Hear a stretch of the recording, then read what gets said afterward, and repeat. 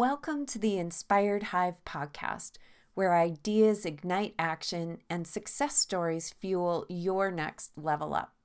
I'm your host, Margo, and we're here to empower entrepreneurs, leaders, and professionals like you with the tools and inspiration to cultivate your dreams into reality.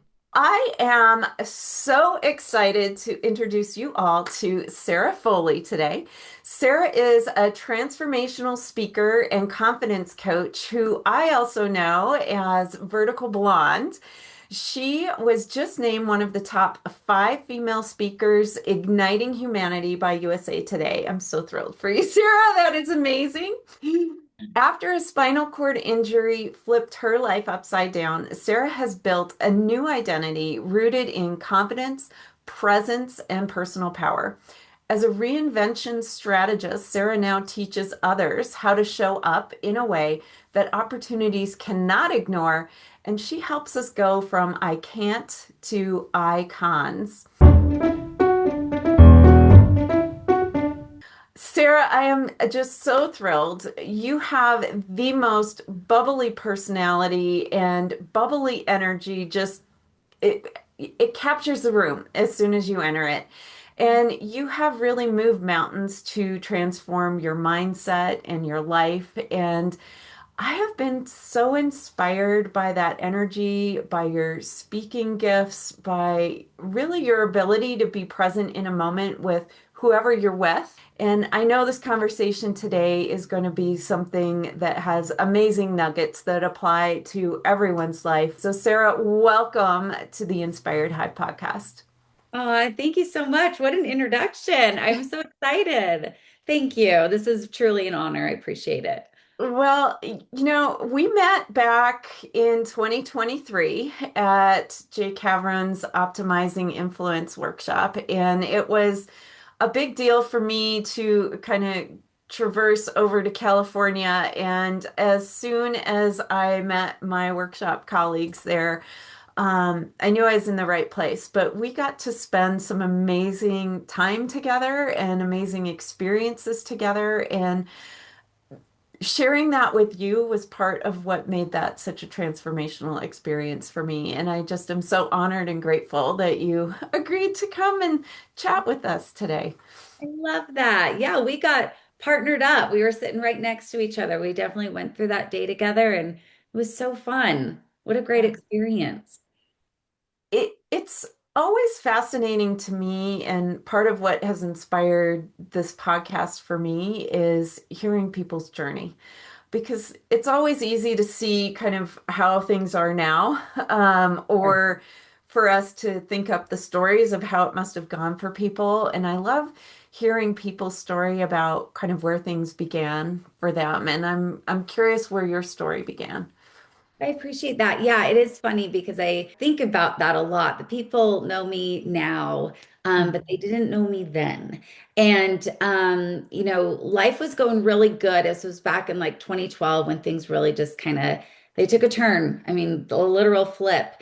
And I went for a hike one morning. I was newly dating a guy. We went on a hike, and I remember just like rattling off in my brain, like every box had been checked. I was newly dating. I had great friends and family, like making good money. It was just like things were just like check, check, check, check, check. And I even said out loud that morning on the hike, I was like, gosh, my life is just perfect right now. Like there's nothing I would change. A little bit later, we went out on four wheelers and went out with another couple. And as fate would have it, it kind of went up and around this bend, and we couldn't quite well see what was on the other side. Guys go on up ahead. The other guy waves us up on top of the mountain. We don't realize the guy that I'm dating is now coming down the mountain to let us know. So as we come around, we're now going at each other full speed ahead. And my instinct was just get off the trail, get out of the way. And I did. I hit a ditch though on the way and flipped over and broke my back, instantly paralyzed me from the waist down. And but in that moment, I remember just thinking like things like this don't happen to people like me. Like I'm a good person. There's no way I'll walk out of this. Even all through the hospital, through rehab, I was like, I'm walking out of here. No problem. It's going to be no big deal. Didn't walk out of there. Still haven't walked. It's been quite a while now, almost 14 years, and still have not walked. And I've been paralyzed ever since. I went home at month 4 after my injury, and those next 4 years were a lot of denial, a lot of pain, and a lot of really dark days behind closed doors. To everybody else, I did this. Like, I'm good. Everything's great. I'm so inspirational. La, la, la, la, la. All the things. And behind closed doors, there were many, many days where I just didn't want to wake up. I just did not want to live. This just seemed like a very unlivable life. And about the 4 year mark, I hit a moment where it was just like, this pain is so great.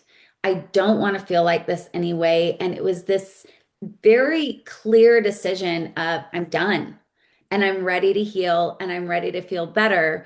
And I made this like, I don't know who I was declaring it to, God or whatever, but it was just like, I am ready to heal. Please bring me healers. Like, I'm ready. And I think the readiness and the openness and just this willingness to see things differently, like that's the trifecta. That's what you need, open, ready, and willing, that I can see this differently, I can do this differently, and I can't do it by myself. And one of my earliest mentors, she said those words. She says, only we can heal ourselves, but we cannot do it alone. And that became so big for me.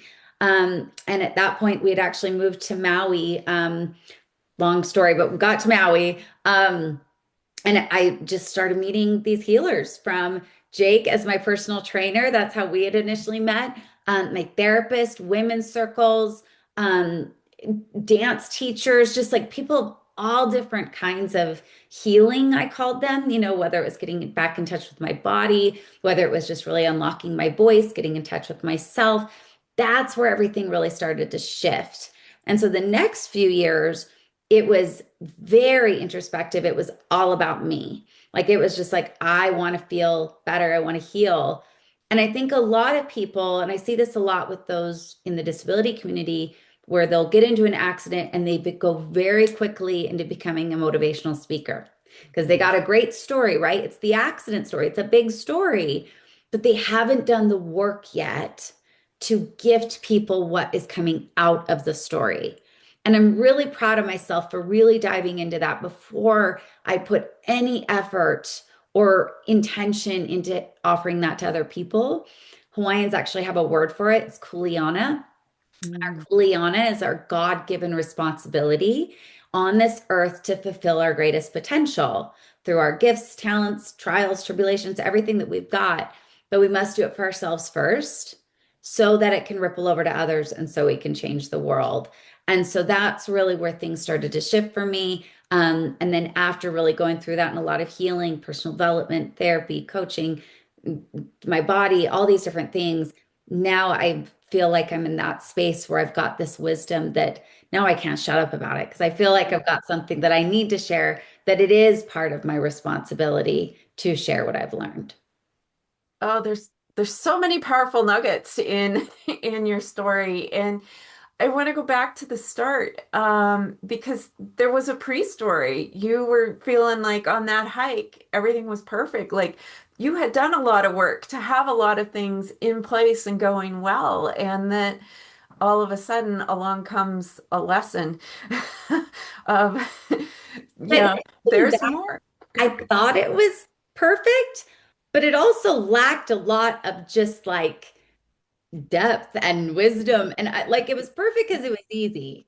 Uh-huh. That's, and I think that's a difference now where I really, I appreciate the hard now.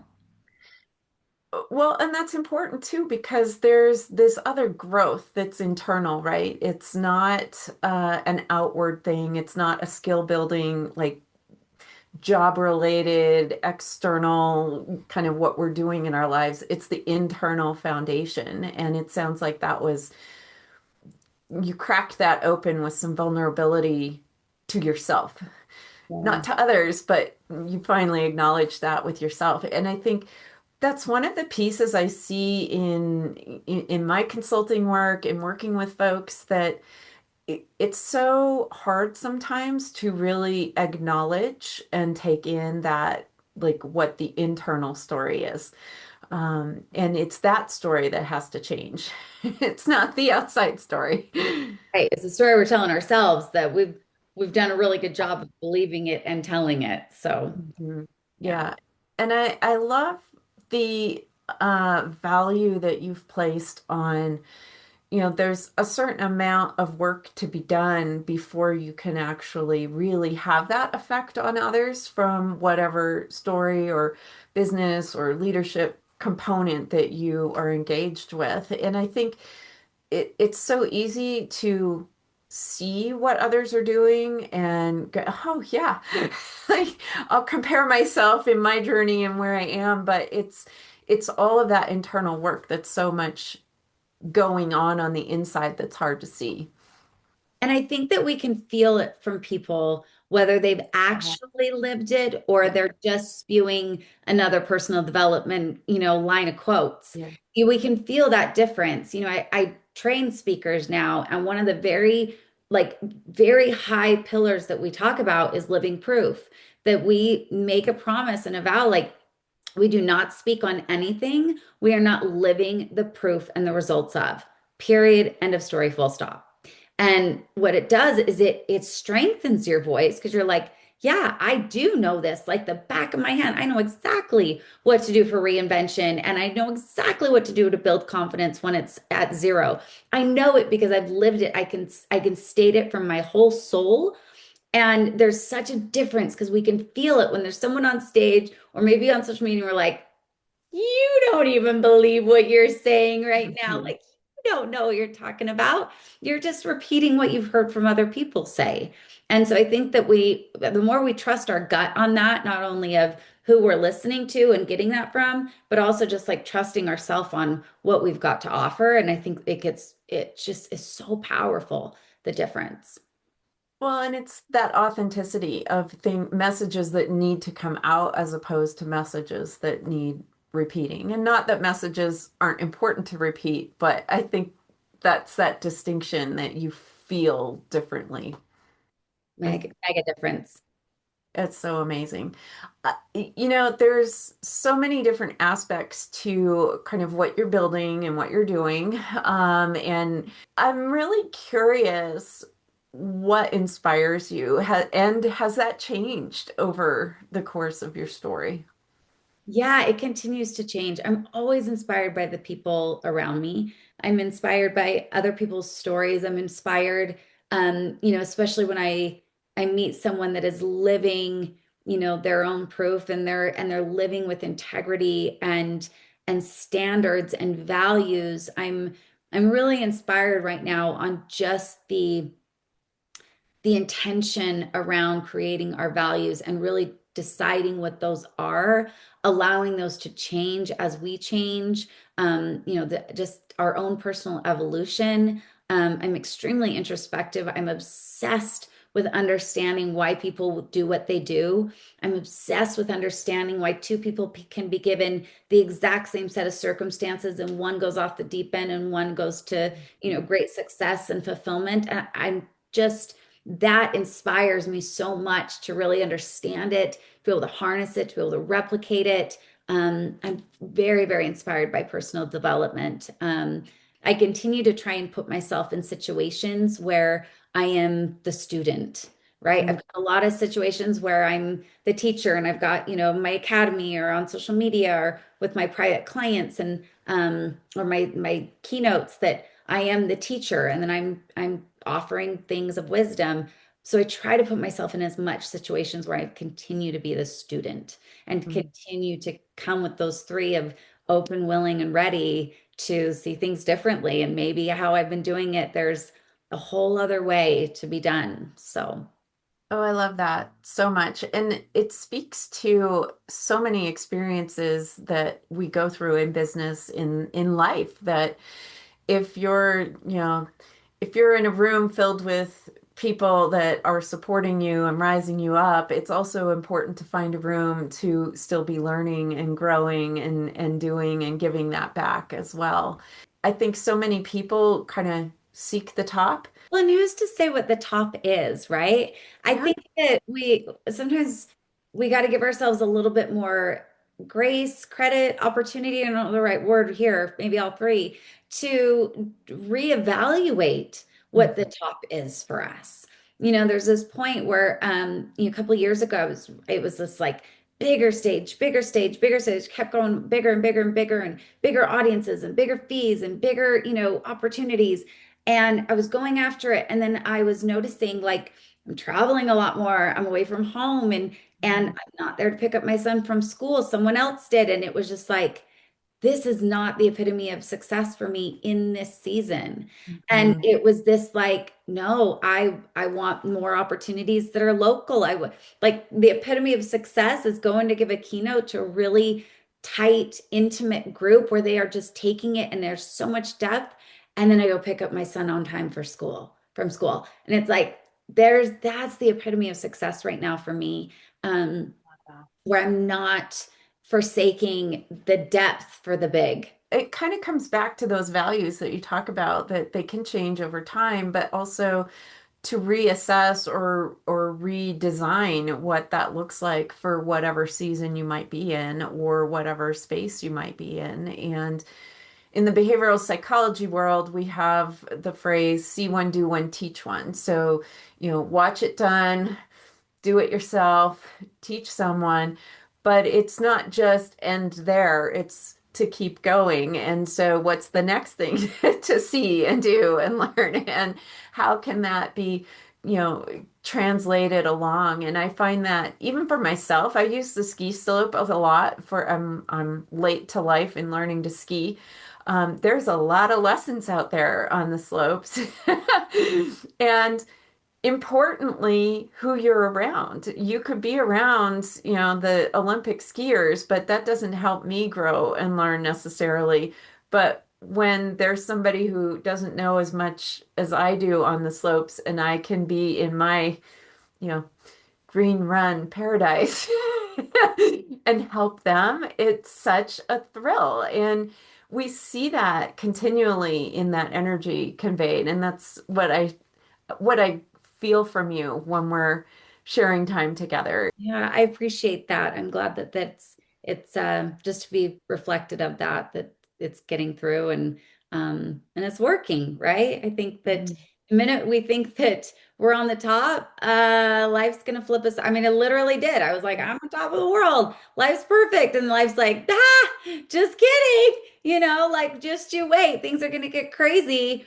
And yet, I get asked this question a lot on podcasts. It's like, could you, if you had the opportunity to go, get back on the four-wheeler, would you have done it? And it's like, well, knowing what I know now, yeah, I actually would. I really, really love this life that I've been creating for myself. It's been very intentional. Nothing has been done without intention, especially within the last like 5, 6, 7 years.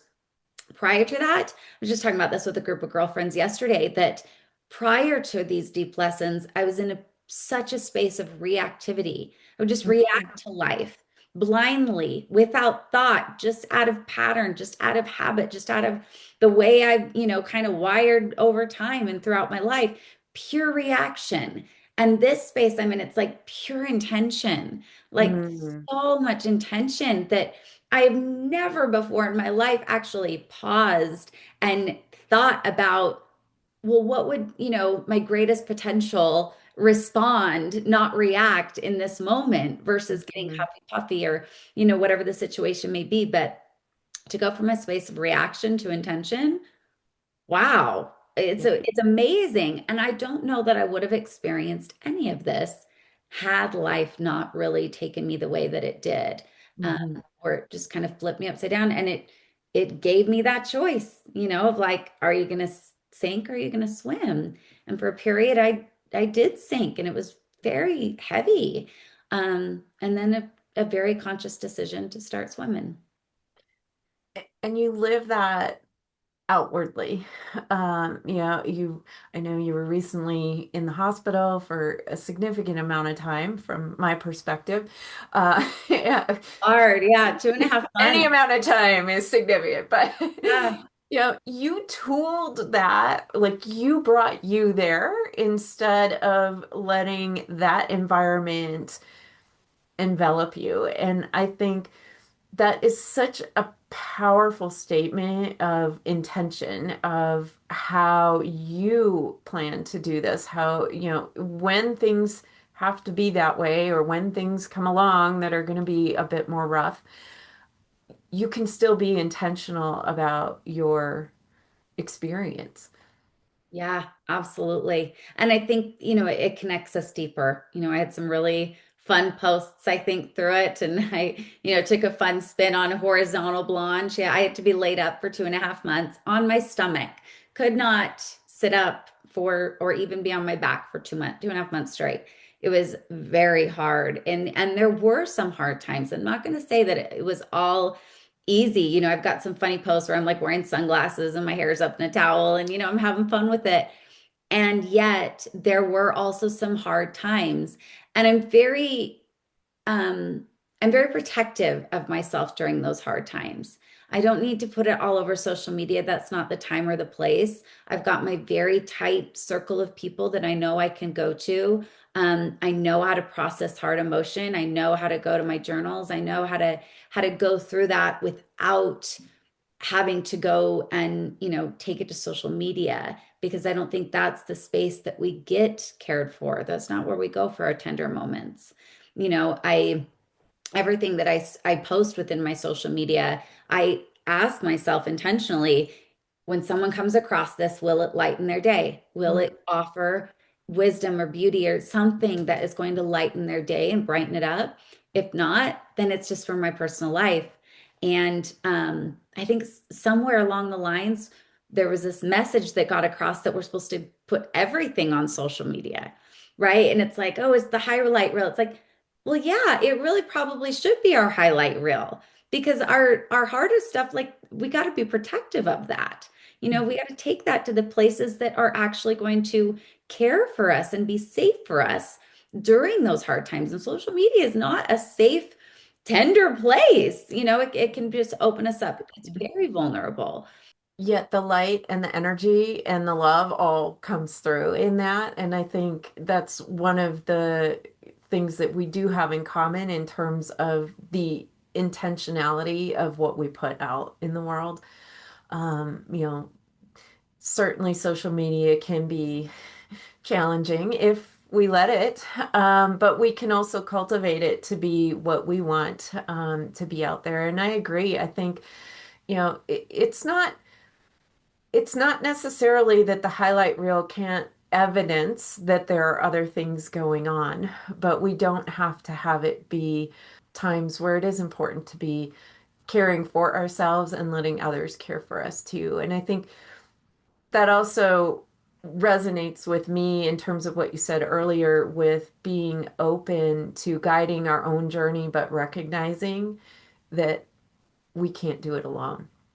Yeah, I'm willing to receive it. Hmm. I think that's probably been the biggest lesson I've learned through all of this, is that I don't like asking for help and I don't like to receive it. It's very hard for me. I love to be Hmm. able to do it by myself, love to be able to prove that I can do it all on my own. But at the end of the day, I also don't want to do it all on my own, right? Like it's like there is a point where it's like, yeah, it'd be nice to have some help. And maybe that's on me. I need to start opening myself up to it more. So, Oh, yeah. I love that.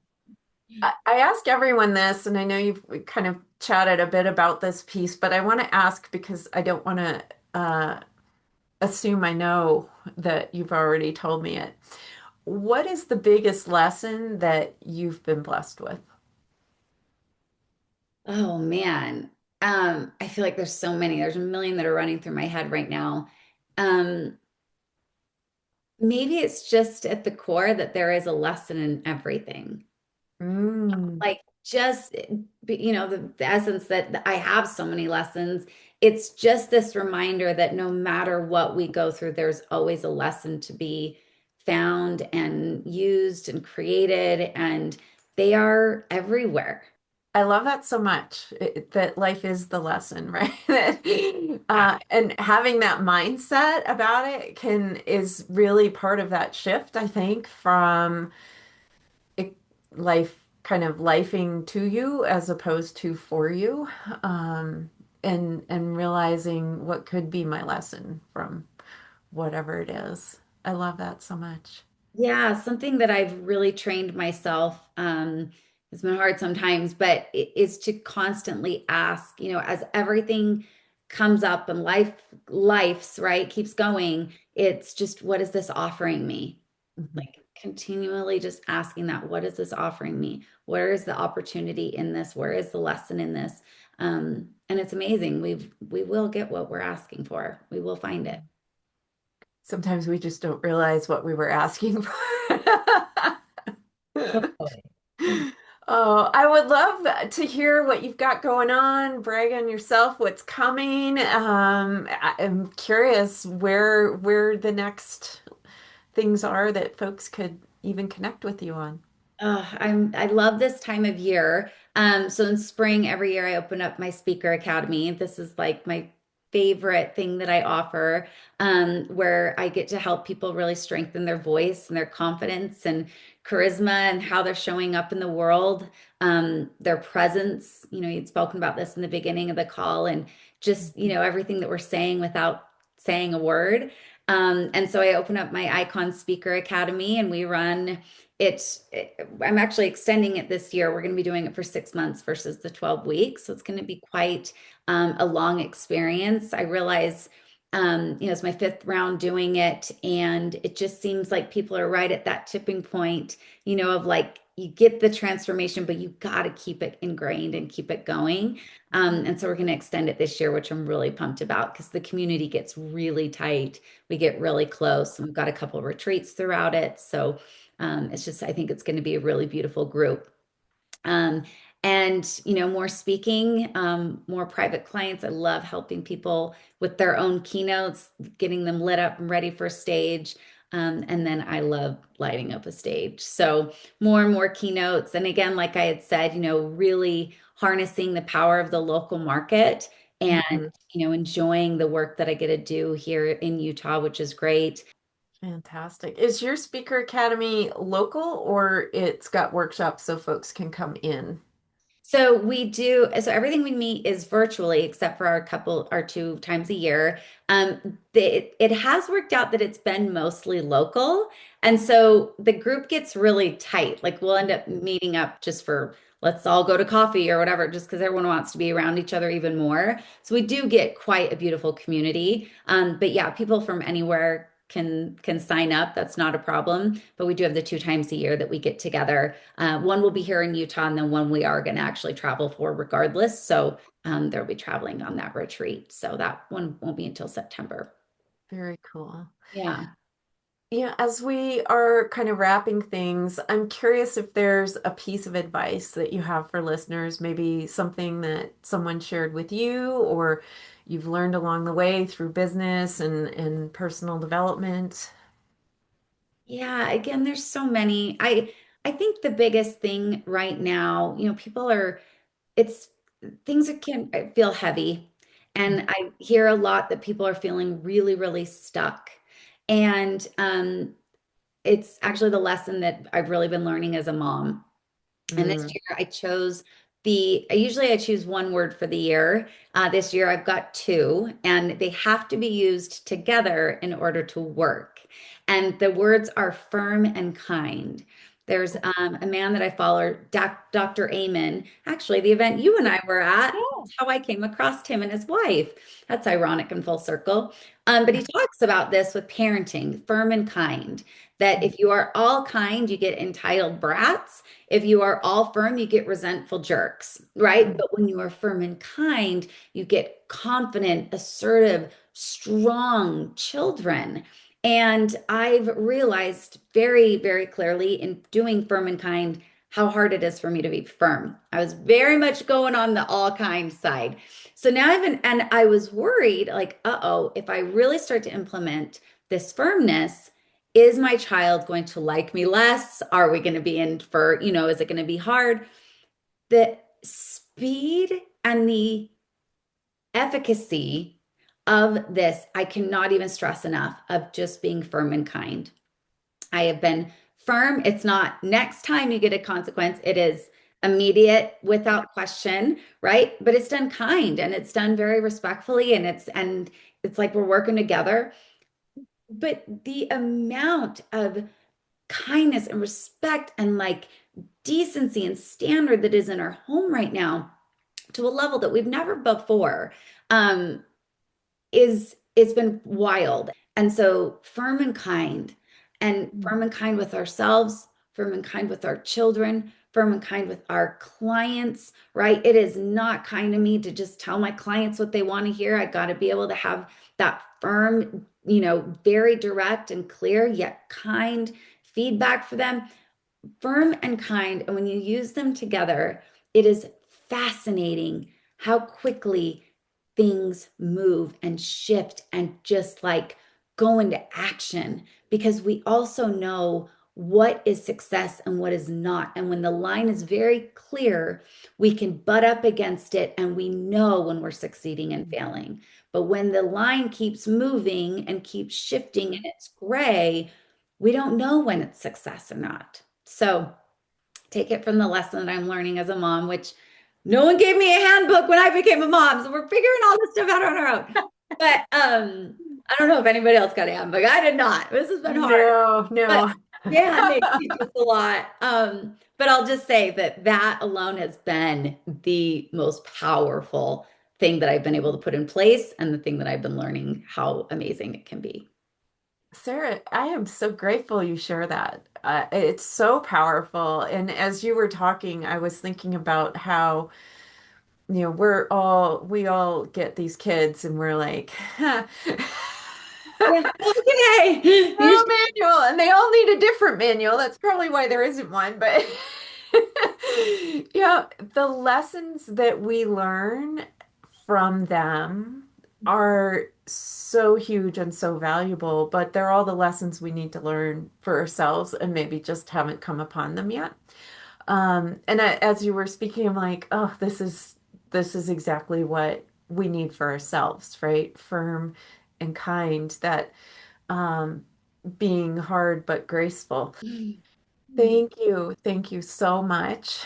Each of my episodes I wrap with a quote, and I always pick them ahead of time. I don't always know what we're going to talk about. And I went back to something that we connected with in our time together and my alter ego, Diana. And so I pulled a quote from Wonder Woman movie of 2017. You are stronger than you believe. You have greater powers than you know. And Sarah, you draw this out in me. I know you draw it out in your clients, and I am just so grateful that you are part of my life. I'm so glad you joined me for this episode of the Inspired Hive podcast. Be sure to stay connected by following us on social media at Inspired Hive Podcast and subscribe to stay updated on all our upcoming episodes. I'll catch you next time. Until then, live inspired.